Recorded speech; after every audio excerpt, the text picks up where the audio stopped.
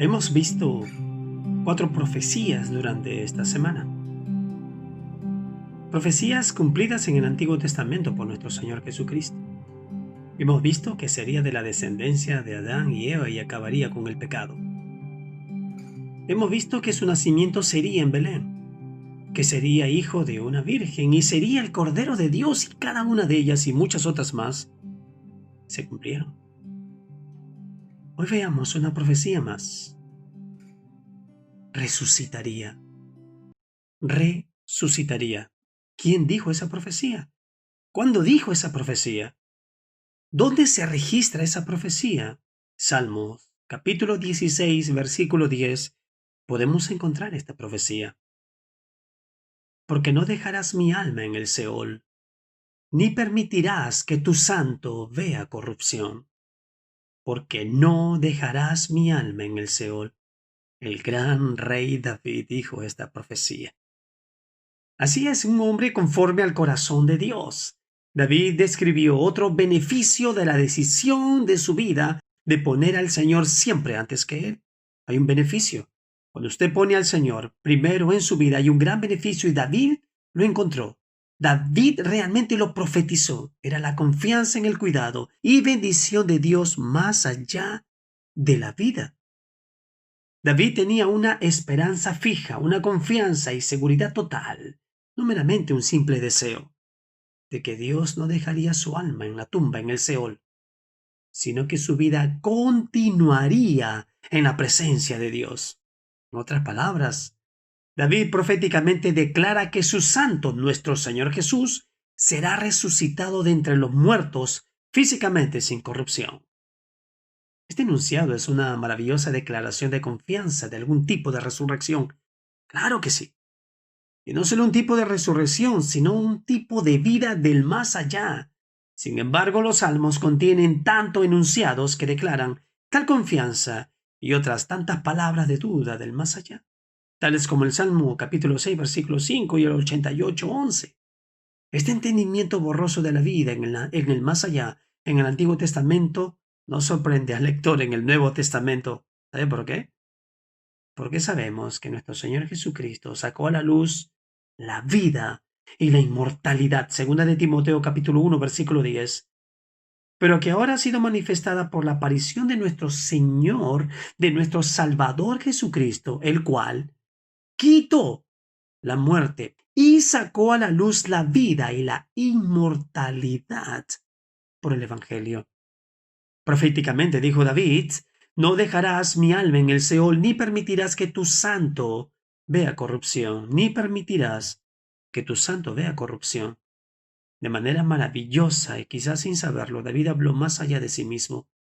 En un sentido, David era en sí el santo de Dios, cuya alma no sería dejada en la tumba. Pero en un sentido más grande, en un sentido literal, en un sentido profético, Jesús cumple esto en su resurrección. Y esto fue percibido por el gran apóstol Pedro, el gran Pedro, en el día del Pentecostés, quien dijo que estas palabras iban más allá de David, quien obviamente estaba muerto, enterrado en la tumba y cuyo cuerpo había decaído hacia el polvo. En Hechos capítulo 2, versículos 25 al 31, el cual quiero leérselo literalmente. Porque David dice de él: veía al Señor siempre delante de mí, porque está a mi diestra, no seré conmovido, por lo cual mi corazón se alegró y se gozó mi lengua, y aun mi carne descansará en esperanza, porque no dejarás mi alma en el Hades, ni permitirás que tu santo vea corrupción. Me hiciste conocer los caminos de la vida, me llenarás de gozo con tu presencia. Varones hermanos, dice Pedro, varones hermanos, se os puede decir libremente que el patriarca David, que murió y fue sepultado, y su sepulcro está con nosotros hasta el día de hoy. Pero siendo profeta, y sabiendo que con juramento Dios le había jurado que su descendencia, en cuanto a la carne, llevaría al Cristo para que se sentase en su trono, viéndole antes, habló de la resurrección de Cristo, que su alma no fue dejada en el Hades, ni su carne vio corrupción. Al citar y aplicar este pasaje de Salmo 16 en la muerte, entierro y resurrección de nuestro Señor Jesús, Pedro, el gran apóstol Pedro, mostró un notable y sofisticado entendimiento de la obra de Jesús en la cruz. Pedro, el gran apóstol Pedro, entendió que debido a que Jesús llevó nuestros pecados sin volverse pecador, Jesús permaneció como el santo aún en su muerte. Ya que es incomprensible que el santo de Dios debe estar al lado de la muerte. La resurrección era absolutamente inevitable. Como Pedro dijo, por cuanto era imposible que fuese retenido por ella. En el versículo 24. El hecho de que Jesús permaneció como el santo de Dios, a pesar de la prueba rigurosa de la cruz, demuestra que Jesús llevó la pena del pecado del humano sin volverse pecador él mismo. También mostró nuestro Señor Jesús que este pago de pecado fue perfecto y pleno, el único tipo de pago que podía realizar el santo. De esta manera, como Pedro lo entendió, la resurrección prueba la perfección de la obra de Jesús en la cruz. Por lo cual estoy seguro de que ni la muerte, ni la vida, ni ángeles, ni principados, ni potestades, ni lo presente, ni lo porvenir, ni lo alto, ni lo profundo, ni ninguna otra cosa creada nos podrá separar del amor de Dios que es en Cristo Jesús, Señor nuestro. Gran Saulo de Tarso, el gran apóstol Pablo, también dice lo mismo. Se dio su cumplimiento. Se dio este cumplimiento de esta profecía del Salmo 16:10. Porque no dejarás mi alma en el Seol, ni permitirás que tu santo vea corrupción. Podemos observarlo en Mateo capítulo 28, versículos 5 y 6, el cumplimiento. Mas el ángel, miren quién lo dice, Mas el ángel respondiendo dijo a las mujeres, no temáis vosotras, porque yo sé que buscáis a Jesús, el que fue crucificado. No está aquí, pues ha resucitado.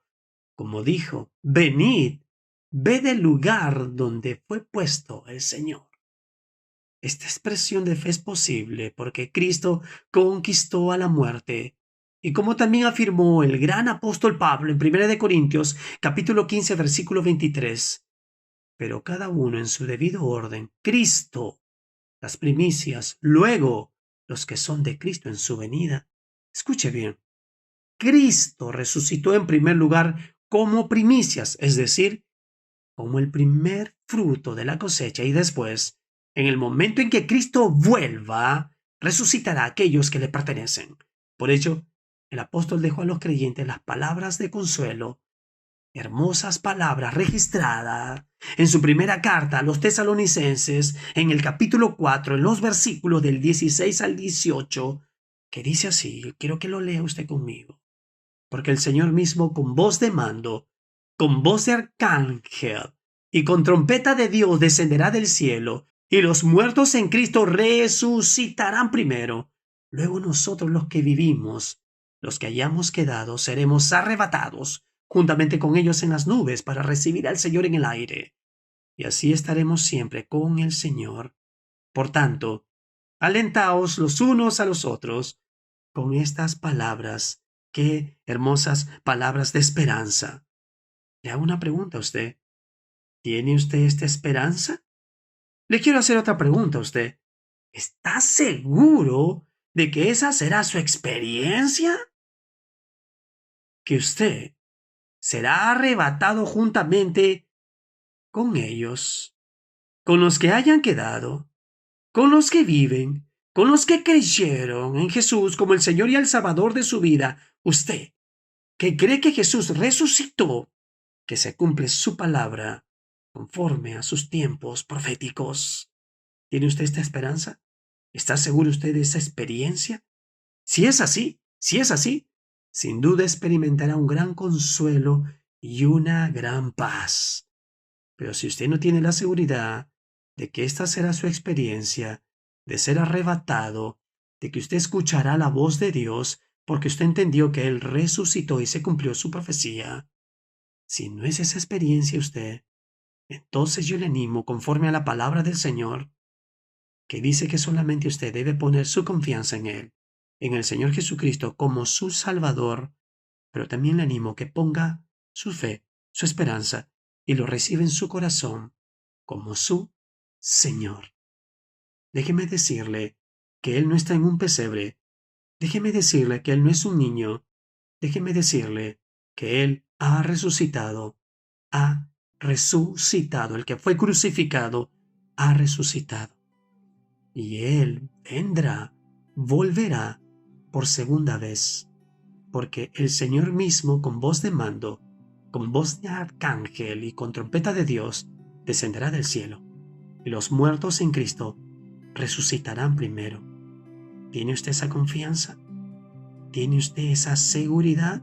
Luego nosotros, los que vivimos, los que hayamos quedado, seremos arrebatados juntamente con ellos en las nubes para recibir al Señor en el aire. Y así estaremos siempre, por siempre y para siempre, con el Señor. ¿Tiene usted esa esperanza?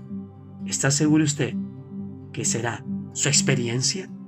Si no es así, yo le animo que abra su corazón y que usted invite al verdadero Señor de señores y que lo reciba en su corazón, nuestro Señor Jesucristo, quien perdona todo pecado. Todo pecado. Y dígale usted: Padre, perdóname. Yo te recibo en mi corazón como el Señor y el Salvador de mi vida, Padre. Y Señor, yo también quiero tener esa esperanza de vida eterna solo en ti. En el nombre de Jesús. Amén.